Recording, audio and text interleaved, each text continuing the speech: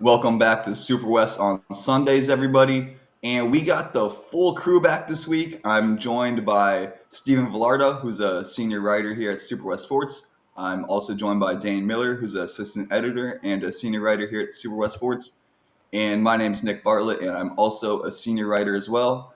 And guys, let's just get it straight off the top. This might be a tiny bit of a heartbroken edition. We got a WSU guy on the panel today. We got maybe a guy from Arizona if he wants to say who he is on the panel today, but we're still going to give you some kind of deep coverage. And yeah, we're going to get straight to it. So, guys, I know it's not easy. The first question I'm going to send, though, is what were your takeaways, Dane, from the Arizona-USC game? And yeah, just general takeaways.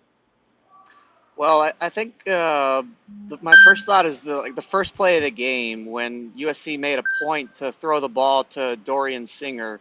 That seemed planned, and if you didn't know, Dorian Singer was on Arizona last year. He transferred to USC, and USC also took a couple other players from Arizona via the transfer portal. And Jed Fish said during the week that the game was personal for him, basically, with taking players off his roster like that. And it set the tone at the very beginning of the game. And then Arizona went out and jumped out to a 17-0 lead. So I guess when it comes to the mind games or when it comes to motivation at the start of the game, at least Arizona had the upper hand and jumped out to an early lead.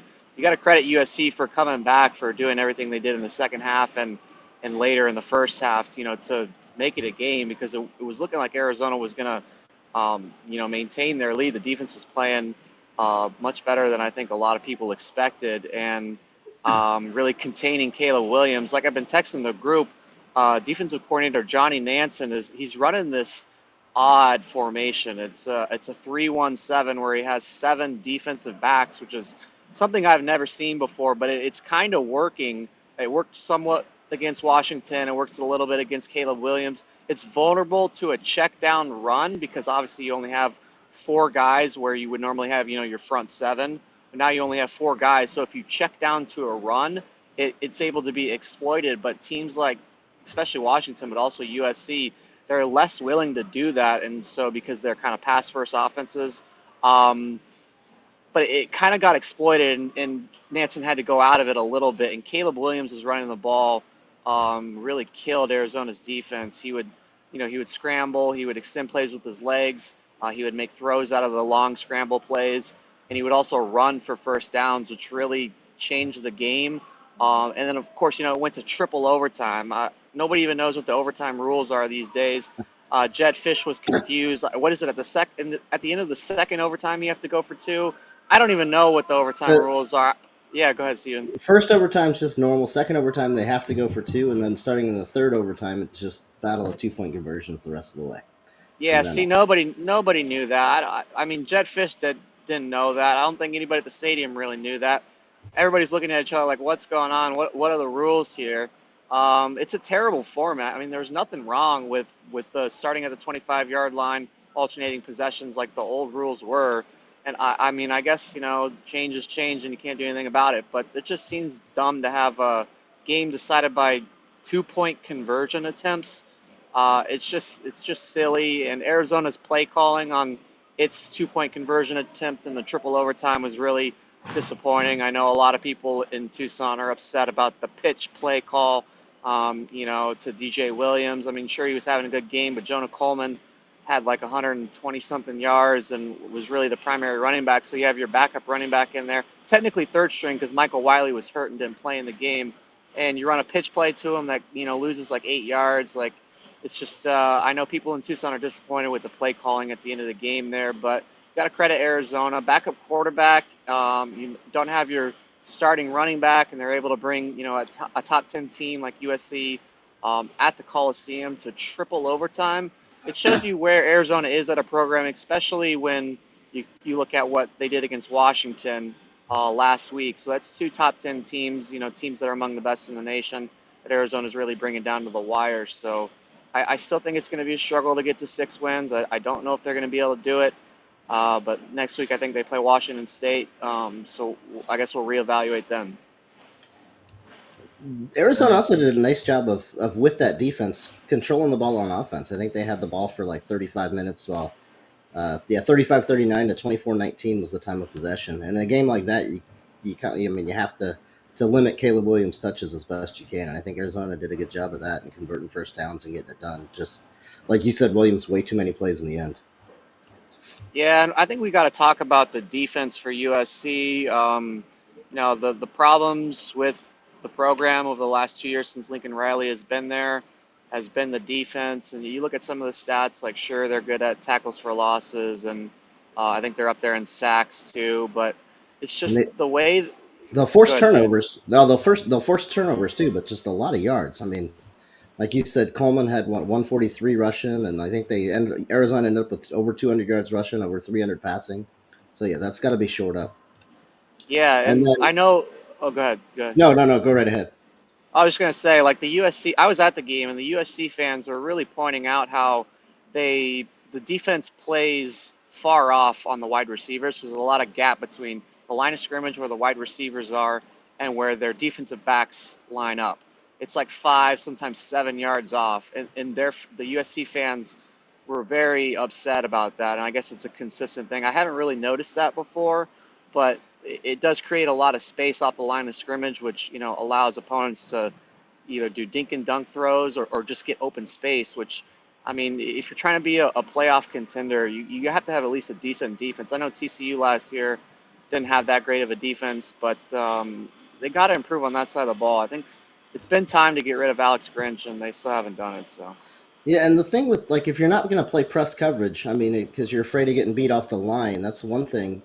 But against like for Washington, for instance, it could really come back and hurt them with their talented receivers. But even Arizona with Cowing and McMillan, I mean, you give those guys space and they can create things as well. So even if you're getting pressure in the backfield, you give them that much space off the line, and they can create plays and make things happen. And I think we saw that last night. Cowing missing some time last night might have hurt Arizona a little because they kind of went into a little funk in that second quarter when he was kind of out after he caught 5 passes, I think, in the first quarter there for him. So who knows? Who Yeah. knows what could have been? Yeah, I saw him on the sideline. He was getting the coaching staff convinced that he could go back in there. I saw at one point Jaden Delora took his helmet from him, and the next thing you know, Cowling's back in the game, ends the game with 4 touchdowns, set an Arizona record for the most receiving touchdowns in a game by a receiver. And I think he might have also had a 2-point conversion at some point in the fourth quarter. Maybe that was Teta Iroa and McMillan that had that, but. Yeah, and Arizona did all this with a backup quarterback. Jaden Delora was hurt, so Noah Fafita making his first start on the road, redshirt freshman, and does that. It's just, like I said, it's an indication of where Arizona's at as a program, and it shows you how bad USC's defense is. Well, and I was going to say before we move off of this game and onto something else real quick, you brought up a good point about running against that dollar defensive scheme, the 3-1-7 that Arizona was running. Um, Marshawn Lynch was running the ball well. I mean, and he usually or Marshawn Lynch, Marshawn Lloyd. Sorry, Nick, for bringing up any bad memories of your Seahawks days from back in the day. But no, Marshawn Lloyd was running well, and or good memories probably from the Seahawks actually. Lloyd was running well, but only 15 carries. I mean, why didn't they just keep on pounding? I mean, I know they were down and they had to score quick, but keep running the ball and it was working. It was effective, especially through the tackles. But that's yeah. yeah, definitely. Oh, sorry. Were you finished there, Steven? Okay, cool. Yeah, I mean, and two, the one thing, first off, as a Seahawks fan, I always think it's like good memories. We got a championship. I know there's a lot of people like cry because we didn't get 2. You got 1, you got 1. Deal with it. If you're gonna lose to someone, let it be the Patriots. I mean, they're good. Or they were like when Tom Cool was there. But anyway, back to kind of Pac-12 talk. My thoughts was really I was just thoroughly impressed by Arizona. If you're looking at USC, they found a way to win a game. Good for them. Sometimes you have to do that when you're a top 10 team. Ask Oregon, my example, when they went down to Tempe a couple years ago and lost to the Sun Devils. The year Herbert was there. So for USC, they did ultimately find a way to win. Kind of touching on what you guys were both saying, the defense isn't very good, but they do have kind of a couple notable players. It's like they have good players. They just don't maybe collectively do it as a unit. You got Gentry in the linebacking unit, got injured late in that game. You got Bryson Shaw in the secondary. He seems like a pretty solid player. He actually gave a really impassioned speech defending Alex Grinch before this game, defending his defensive coordinator. Up front, I think you got Bear. I think his last name's Alexander, the transfer from Georgia. So they have enough pieces, but they just really aren't doing it collectively. Looking at their offense, I think they're going to be fine going forward. Arizona's defense, I think, may be a little bit better than we all realized. Flo, I know he had a penalty late in the game, but he was running around like a madman. I saw him. I do not want to get tackled by this dude. He can be kind of, he looked kind of just vicious out there. And then hopping over to Arizona's offense, I think just collectively going forward, we're going to find out next week when when WSU plays Arizona. I think that's just an early season elimination game for one of those teams. Bottom line, but it actually a really good matchup if you're just talking pure football. So we'll learn a little bit more about each squad next week. But Arizona offensively, you're looking at again with a backup quarterback in Fafita. You're looking at a vicious running back in Coleman. He was tough. You're looking at Teta Ora McMillan. You're looking at Jacob Cowing, and now you're looking at an offensive line that isn't Dane or Steve. I'm not 100% sure, but isn't the Wildcats offensive line pretty experienced as well? Yeah, definitely. There's a lot of. Well, I think there's at least one senior and a couple juniors. Jordan Morgan is the biggest or most highly touted player. They're expecting him to go first round. Yeah, so you're just looking at a really complete offense there. Seems like Jed Fish does a good job. So really excited to see the Arizona WSU game next week, and I think we'll be able to tell a little bit more about each program. But bottom line, if you look back 2 or 3 years back to whatever the hell was happening down in Tucson, they have a legit football team, a team that it felt like was a lot better than USC for most of the night last night, but. Sometimes that's just how it is when you play those LA schools. They just have those guys who can magically like tuck the ball in the corner, even though he's running the opposite direction for no reason.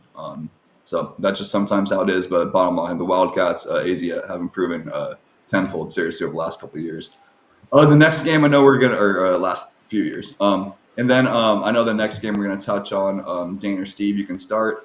If you want me to start, that's okay. We're gonna touch on the Cougs and the other LA school, the Bruins. So you guys call it. Do one of you guys want to start? You want me to start this one? Nah, Well, you got it, man. you Start, start. Nick. You start. I'll throw in a Put couple this one things on after you. that one. Yeah. How much time I got here, guys? All right. So bottom line, in all seriousness, I think we learned a lot about WSU. I'm usually probably wrong about what I write in my previews. This one time I happened to accidentally maybe be right. I just didn't think the production of Josh Kelly and Kyle Williams at wideout was going to continue for WSU. I didn't really think they were that good with Lincoln Victor out, and I think that showed a little bit. But bottom line, I'm just going to take you back to the days when I played Madden because this is the best way I can really break it down.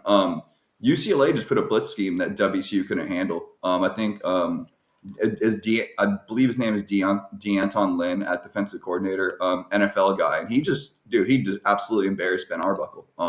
I've been in that situation in Madden. Those are one of the few schemes. So if you ever catch them on the sticks, guys, these are one of the schemes I couldn't figure out. But when you're just blitzing from different angles constantly, they'd stand up guys on the line, and it was confusing. WSU couldn't pass the ball; they couldn't run the ball.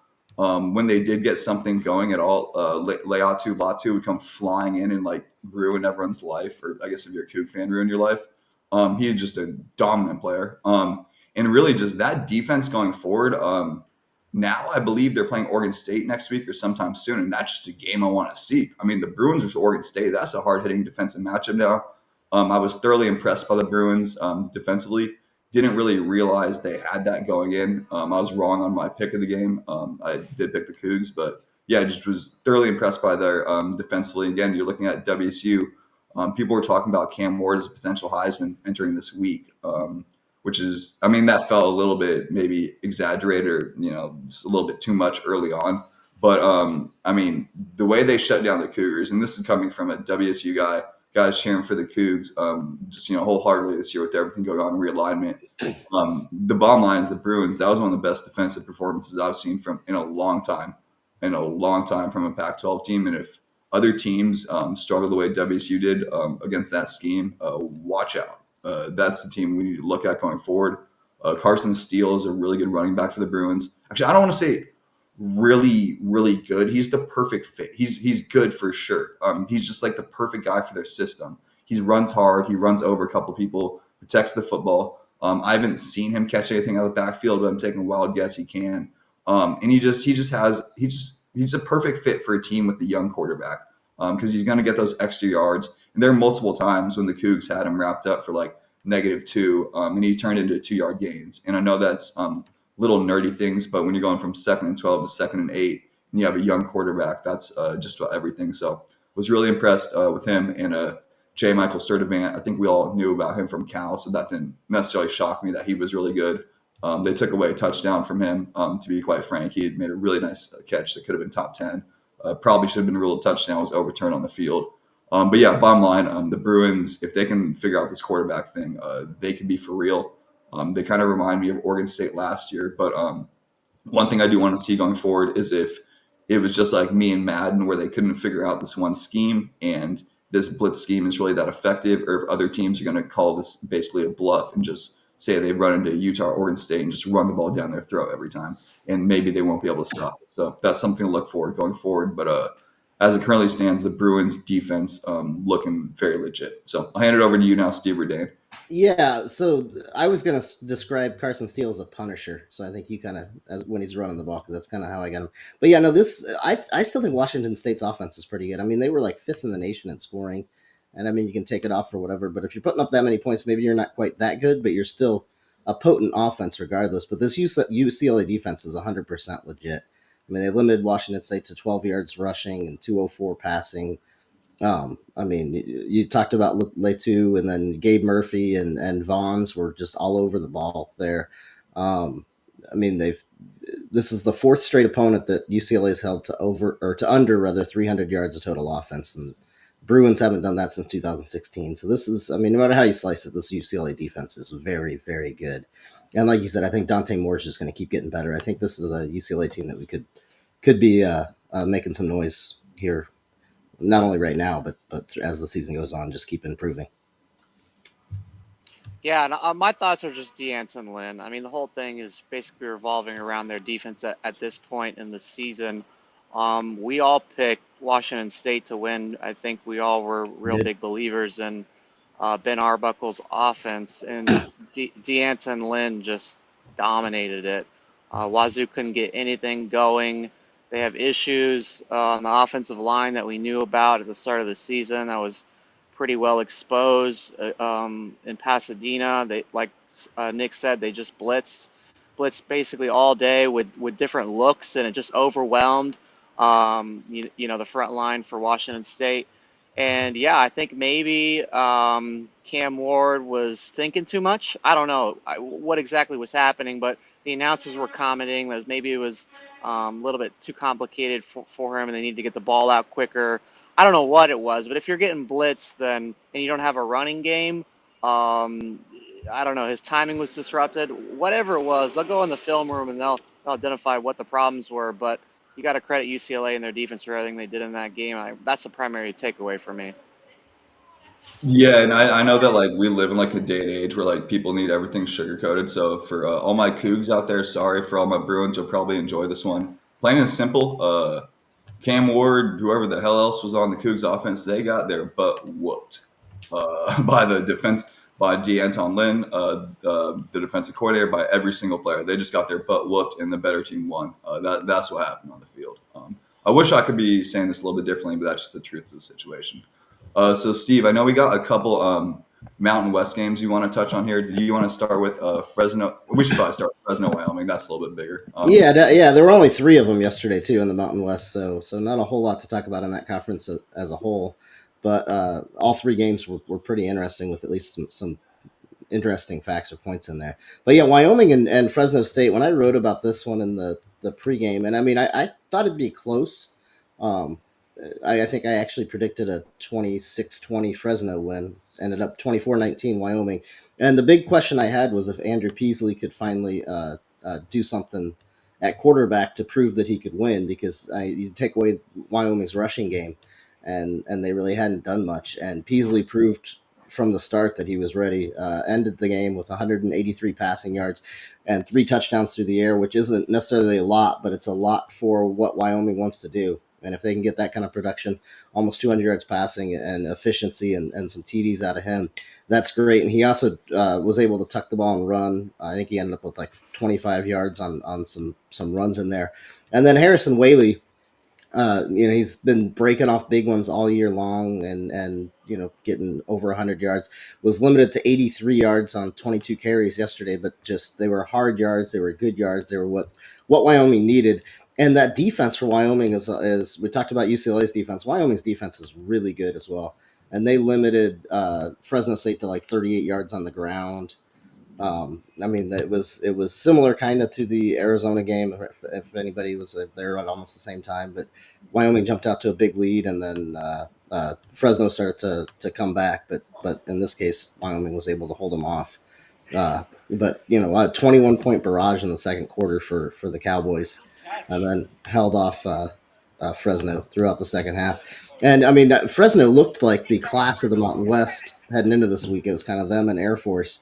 And Wyoming's been having a really solid season all season long. Only loss is at Texas, and that was a 10-10 game in the heading into the fourth quarter. It was 10-10. So this is a Wyoming team that's built with an extremely good active defense, and the linebacker core is some of the best. Their front seven was just harassing Fresno State all game long. We got a really good, solid defense. Easton Gibbs might be the best defender in the Mountain West, and the offense is built on running the ball. And Harrison Whaley is capable of toting it a lot of times, and is going to bust. You'll give him enough carries, he's going to end up busting off a long one. And Peasley, he proved today that you can't just stop the run. You got to go ahead, or yesterday that you can't just stop the run. You got to take it into account his passing game too when he's on.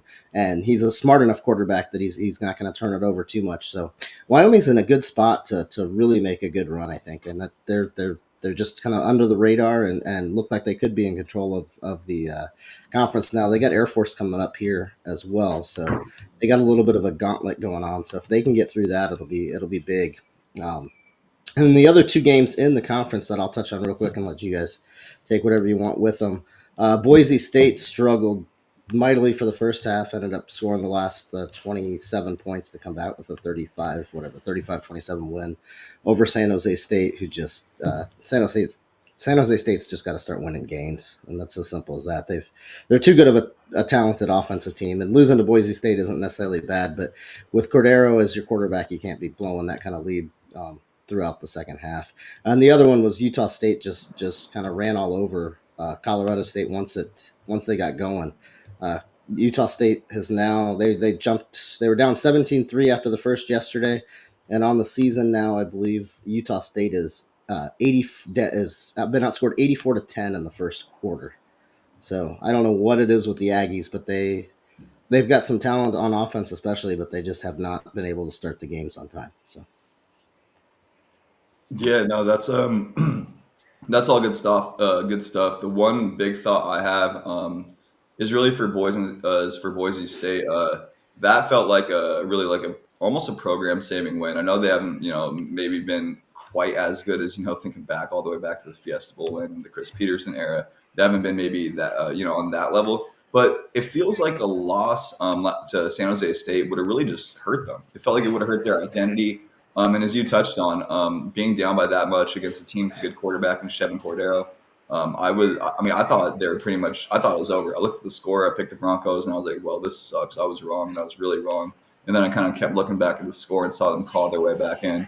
I was obviously watching another game at the time, but I mean, it's just indicative of a team that really kept playing. And it's also, that should be interesting to see how their defense responds going forward.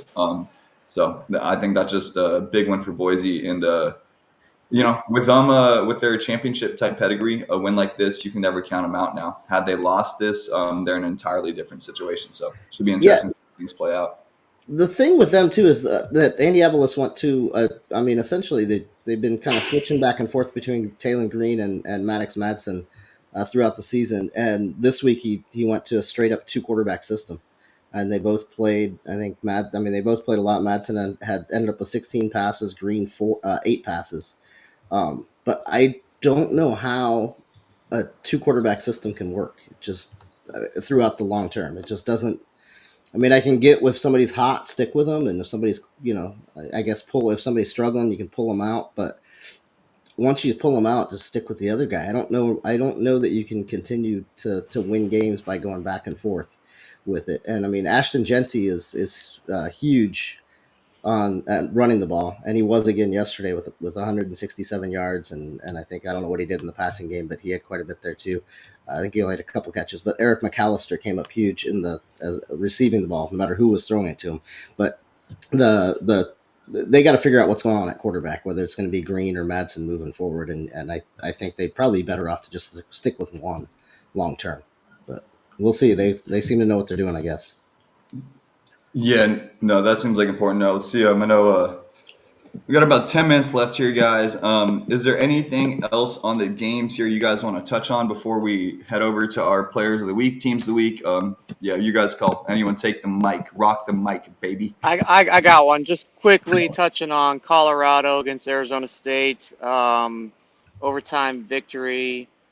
I guess I would describe it as a little disappointing. I thought Colorado was going to win by more than that, and sort of struggled, I guess. It's on the road. It's in the desert. It's a day game, so teams always are going to struggle in that environment.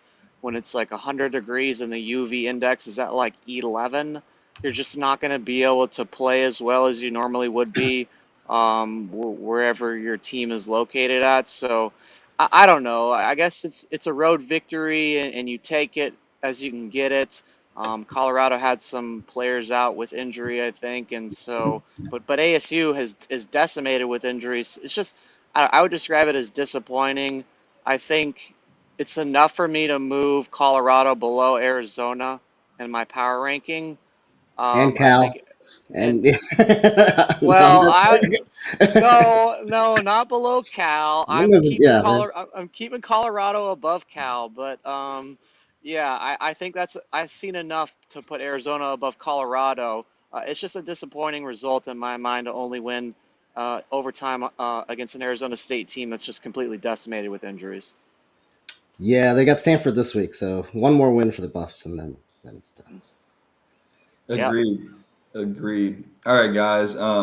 Real quick, I want to just the Colorado State Cal game. I'll touch on or Oregon State rather Cal game, just because 52-40. I mean, that final score is crazy to me. I don't know, and it's a win. Oregon State got the win on the road, but giving up 40 points to Cal, that's not necessarily an offensive juggernaut, and it's just a lot of questions about where Oregon State actually is then. But they got the win, and threw the ball for a lot of yards and 5 TDs for DJ. So yeah, a win's a win. They got back on the winning track after the loss, but still, the 52-40 seems like an odd score. Agreed. Odd indeed. Odd indeed. All right. Well, now that we're with you, Steve, you want to start with your team or your player of the week? Your call. So I think we're gonna mix it up a little this time with some different conferences. So I'll start with offensively. So I'm going to go with my Mountain West choice for offensive player of the week, and it's Cooper Legas. Threw for 387 for Utah State in the win, 4 TDs. Did have 2 interceptions. Only 3 receivers actually caught passes for him. Terrell Vaughn had 8. Jalen Royals had 6, and Micah Davies I think had 5. So completed 19 passes, but only to 3. And the story with that is McKay Hillstead came in and started the last 2 games came in and replaced with Legas, and then started the last 2 games because Legas was struggling. Hillstead got a concussion last week, and Legas came in and brought him back. So just kind of a neat story, redemption for him, getting the starting job again. Unfortunately, because Hillstead was still hurt, but definitely capitalized on his opportunity. So. Definitely. And then I was thinking offensively in the Pac-12, I had Caleb Williams. I don't have the stats pulled up, but bottom line, he made every single play down the stretch against Arizona. This is one of those that's easy to overlook. And as we just touched, as you guys kind of said, a little bit different light. Oregon State getting the win over the Cal. I guess a win for the Beavers, win for the Beavers. Same thing for the Trojans. As we touched on a little bit earlier in the show, they found a way against a what I would consider a top. I'm not going to go through all of the teams in my head right now, but now Arizona is clearly a top 6 or 7 team, a real threat, and they found a way to not fold. There was a point in this game where I was actually sitting there when it was 17-0 before Fafita threw that interception. I'm sitting there thinking, like, are the Wildcats going to let me go to sleep early? I was like, are they going to blow out USC?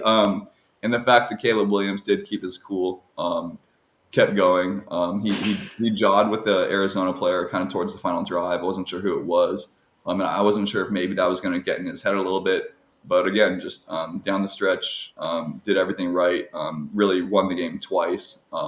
After trying to lose in every way possible. Okay, hey guys, I know we're in the players of the week, and we'll make this really quick. Why in the world, Lincoln Riley, a million times better coach probably than I'll ever be, probably than most coaches will ever be. Why on that first down when the game was over, even though they ended up high snapping and fumbling and messing up the field goal at the end, how come they threw it on first down? That was the weirdest call I've ever seen in football. That could have, if Arizona picked that and you got like the Wildcats were playing solid enough defense, that could have messed everything up. So I just wanted to throw that out there. But anyways, Caleb Williams like won the game twice and made every play. And again, down the stretch, whether it was running the ball, tucking the ball in the corner of the end zone, diving back on his fumble that he lost to give the team an extra field goal. He was the man. He backed it up again. And ultimately, when you're quarterback or head coach, you either win or you lose. And he won, and UC is going to continue going forward. And it's because of him, bottom line. So. Yeah, and for freshman of the week, I got Noah Fafita, Arizona quarterback, making his first start on the road of his career, only the second start of his career overall. Went into the Coliseum, which was, you can describe it as a hostile environment. There's a lot of people there. Got very loud at times. He made his composure, held his composure, got Arizona, to triple overtime, a loss. But you got to give credit to the kid for doing what he did. 5 touchdowns, only made the one mistake, the interception, which actually really changed the game and allowed USC to get back into it. But he battled back after that, didn't let it get to him. So you got to give a shout out to Noah Fafita, freshman of the week. Defensive player of the week. Well, first off, Nick, you obviously did not see Mario Cristobal in Miami yesterday. So if you want to talk about coaching blunders, yeah. all they had to do was take a knee twice, and they would have given the ball up with 5 seconds to go and 70 yards. Instead, they ran it and fumbled it. Lost the game. So, yeah. Anyways, my defensive player of the week from Wyoming, Shea Suianoa, 12 tackles, 9 of them solos, and a sack. And he, along with Easton Gibbs and Rook Brown, the 3 linebackers for the Cowboys, just kind of took that game over and just made plays all night long against Fresno State in the backfield. Yeah, and from the Pac-12, I got I want to make sure I say his name right. Leatu Latu, absolutely. Again, I think Steve may be a little bit more of a stats guy. Just as a Cougars fan, he absolutely wrecked every single thing the Cougs tried to do. It wasn't that like the Bruins defense was that good. It was that Latu was that good. They double blocked him, he got through. They triple blocked him, he got through. They rushed with 3 people all night, and because of him, they got there every time. I've never really seen any. I mean, I've seen things like that before, but I've never really seen something like that where I may have not realized how good a player was coming in. If that's something we're going to see going forward, where one player can wreck an entire scheme, you're talking first-round draft pick type potential. You're talking bigger awards at the college or big awards at the college level. But again, that's the beautiful thing about football. Was it a scheme kind of just that young coordinator Ben Arbuckle couldn't understand, or was it Latu was really just that freaking good? Because again, one example is a play early in the game when the Cougs could have went up 10-0. And I'll make it quick. I know we got to move forward here, but basically they ran like a little screen to the center. Leatu rushed the passer, dropped all the way back, and then sprinted back into the play and then punched out the ball for a fumble. And that's just not something you see out of a man that size. So just kind of a little bit indicative of how, I mean, he was a Miley Silas wrecking ball up there, just straight up. Like that analogy, boys. So yeah. that could have been better. But yeah, he's my pick. And I think we got to hop over to special teams now. Yeah, I'll go special teamers. Mountain West side will go with Torrey Horton of Colorado State. He had a 79-yard punt return for a TD to kind of set the tone early for the Rams as they took the lead before things fell off. And then Silas Bolden, Oregon State, I think, is our guy for the Pac-12. He had, unless you guys have somebody else, I don't know. He had 2 kick returns for 109 total. Uh, kind of in a game that was closer than it probably should have been. That field position helped out the Beavers a couple times. So. Definitely, and screw the breaking down why we picked them. You guys got some really quick teams and not team of the weeks. Team of the week, I'll give a shout out to UCLA. Really, I think exceeded all of our expectations. We all picked Wazoo to win. So yeah, definitely it's got to be UCLA. I guess maybe you could say Arizona, but I don't want to give a team that lost the team of the week. So yeah, I'm gonna go with UCLA.